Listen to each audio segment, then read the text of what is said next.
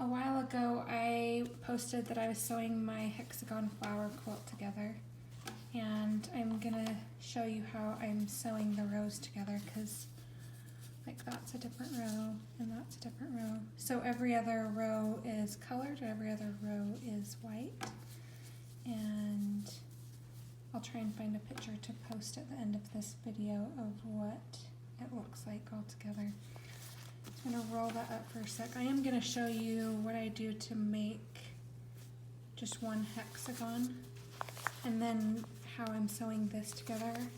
And while you can see the back of it, when I laid the quilt out, I couldn't really pin it like I do other quilts.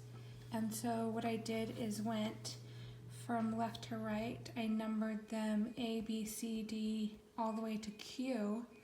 And then vertically I did the numbers. So I am sewing row D and C together, and it's backwards because when you flip it to the front, C will be on the left. Anyway, so you can see that there's D1, and here is C1, and they fit together like that. So I will show you that in a minute. I'm going to first show you kind of the supplies that I like to use. So originally I bought some hexagons that were pre-cut, and then I was talking to a friend and she said what you need to do is go to Joann's and get the Fisker cutter. It's so much cheaper. And so this is the 1-inch cutter. You pinch it like that, and you just, with the paper in it of course, and you get your hexagons like this. And then I took just a regular hand paper punch or hole punch and punched the hole in the center. A lot of the papers I don't think come with those holes, but the nice thing about the hole is when you are ready to take your papers out, you can use your scissors and start to pull.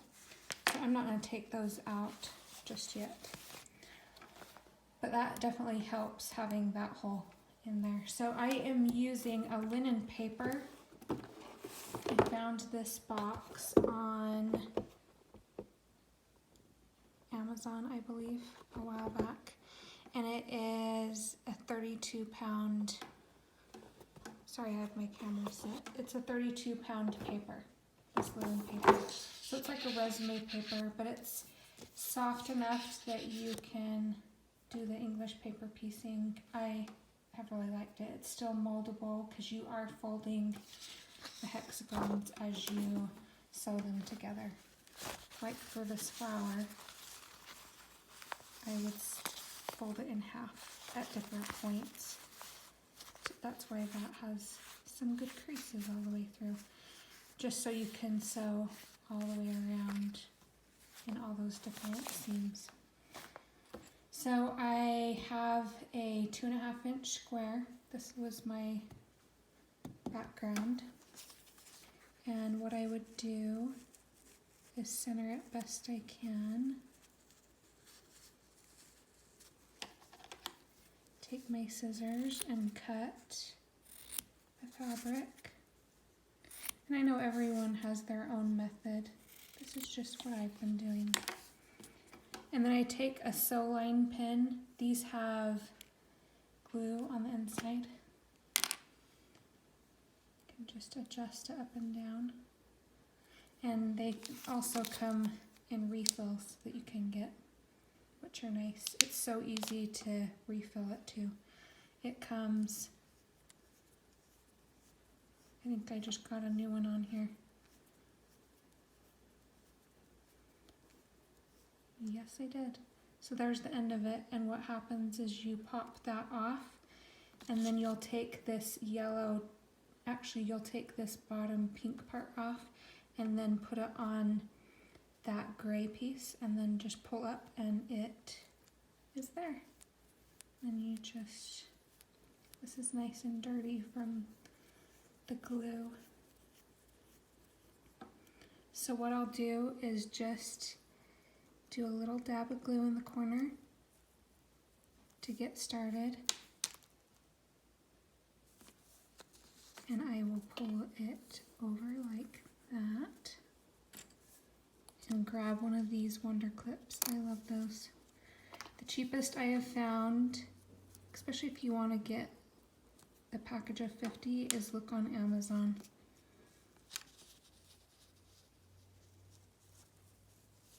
You just work your way around. I did get a little too much glue there. You don't need a ton of glue. You don't need to go all the way across it. It's going to be hard to get your paper out if you do.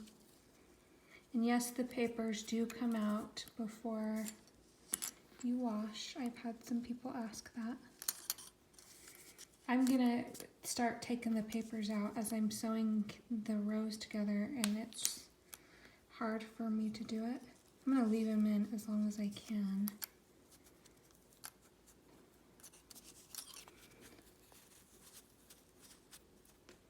This is a fun project to do if you're going on a road trip or sitting and watching your kids play sports or visiting with a friend. I have a friend that comes and sews with me once a week, and she works on her hand embroidered project and I work on this.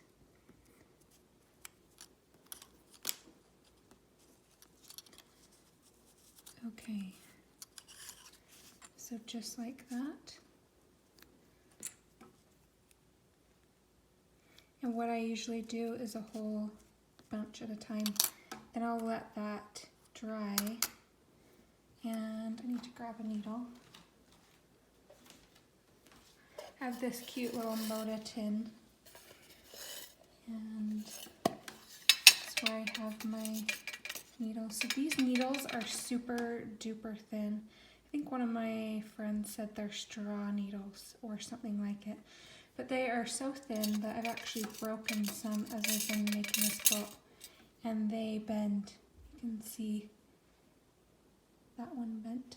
It still works. But I'm also using RFL thread. I like it for this project. If you pull too hard, it will break. But it's great because it's a thinner thread and it's a good quality thread, but those are the specs if you want to know.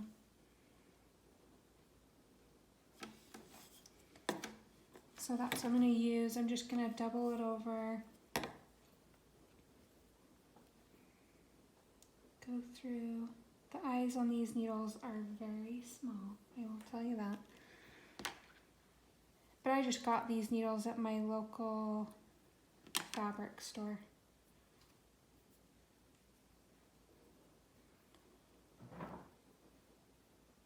So do a knot or two at the bottom or the end of the thread. So I've knotted the thread there. Now I'm going to start, I like to start right here because that's the fold that is opposite of all the other ones. That's where I started. And what I'm going to do is catch the fabric but not the paper. And I'm just going to do a couple of little basting stitches. And you can tell if you go through the paper. And yes, sometimes I'm going through the glue. That's totally fine. The glue is water soluble. If you wash your quilt, it will come out. And it won't matter because by then it will be quilted anyway, right? And all your stitches together. I might have just done 3 on that one. Anyway, I do stitches.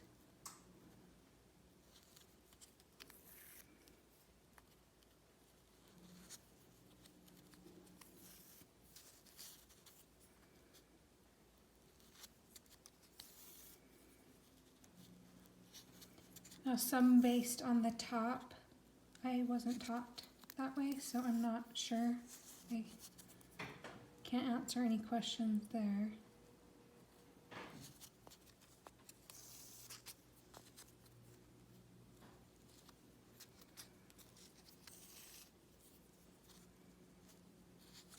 I started making this quilt almost 4 years ago, next month, and it's been a fun one to do when I have just enough time to sew one of the flowers together.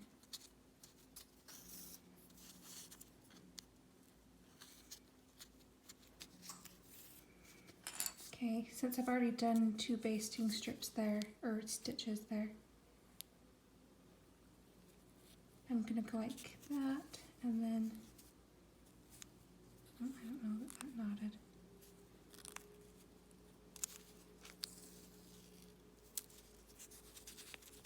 And that just pulled away from the paper, as you could see. So it's really not stitched to the paper, or you can do a knot like that. And then I just trim it. And that is how you baste one of the hexagons. So now I'm going to tie another knot in this thread. And then grab another colored hexagon. So I need to, after I sew my quilt together, I need to do the edges. And I'll do like 2 colors, or 2 whites and then a colored one. And they will be like that, because the edge of the quilt is coming like that. And then what I'm gonna do, I'm gonna actually quilt. I quilted one for a client, and she cut it before I quilted it, the edges, to make them straight. And then her stitching started coming undone, so she had to go back and stitch in each thing. So I think I'm going to quilt mine first and then go back and cut it. Then I combined it before it starts to come undone on me. So the entire background, I have had those dots facing, I think you can see that, facing that way instead of, so definitely be mindful of your prints in the direction that you want them. You can always fussy cut. I've seen tons of them fussy cutted. So this fussy cut, this is a colored hexagon. So if you were making a flower, this is how you would get started. So I start in the very, very corner and do a couple of stitches right on the corner. And then I'm gonna treat this like a binding. When I did my first flower, I did a whole bunch of stitches like that all the way down. And when I opened it up, you could totally see all the stitches. And you can see a little bit of that stitch there. But if you do a stitch that's like a binding stitch, then you're gonna be better off. So I like to start the needle on the fabric that's closest to me. Sometimes that's a white, sometimes that's a color. Now I'm gonna come through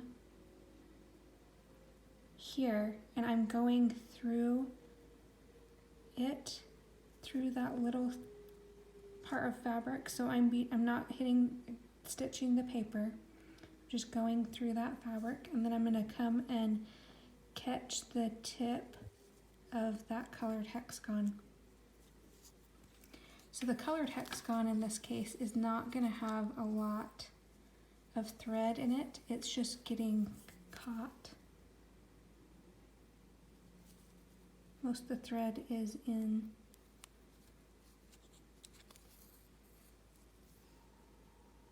the white.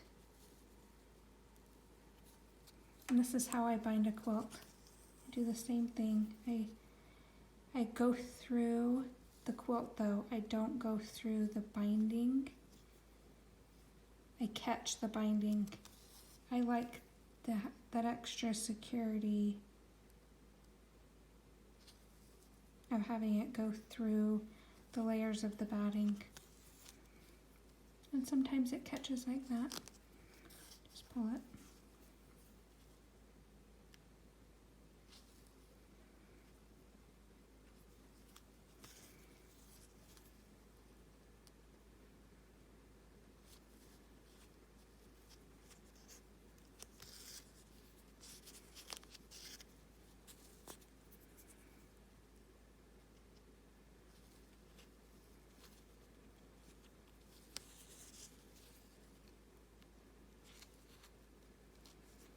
And you don't need your stitches to be right next to each other, but close enough that you don't see any parts of it separating.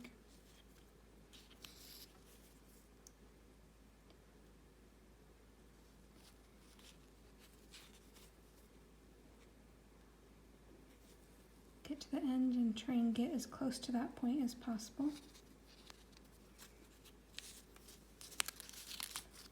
Wants to catch on me every time.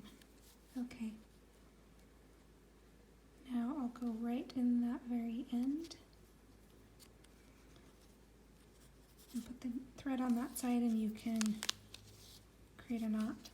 So you can do another knot and cut it, which I will do with this because I'm gonna make a long like a long row of this to go on the edge of my quilt. But if you were sewing, let's say you were sewing a flower and this was going to be the outside, so that would be the center, you then could put the next hexagon. Let me see if I can use my row and show you kind of what I'm talking about. You could then put the next hexagon right here and keep stitching it. And then what happens is then that would be like that. And you would have that separation. So then what you do after you've gone all the way around is you go and just sew up the ends. So your flower would be like this, but none of this would be sewn together. Well, and actually when I go to sew around, I don't get all of these, but then when I get to here, that's where I started, and so I can go up and finish that hexagon, or that, sewing those two together, and then I will just go back and stitch those. And as you're doing it, you just fold it like that, and that's when you sew it that direction, and then when you want to sew that one, you fold it that side, and same all the way around. That's why here you're seeing all those fold lines. So that's kind of my method. I'm going to show you in a different video how I sew these rows together. I do want to just show you, when I laid out the quilt, I just sewed these long rows, and it was just a matter of sewing that little hexagon to get in the middle of the flowers. So I hope that was helpful. Let me know if you have any questions.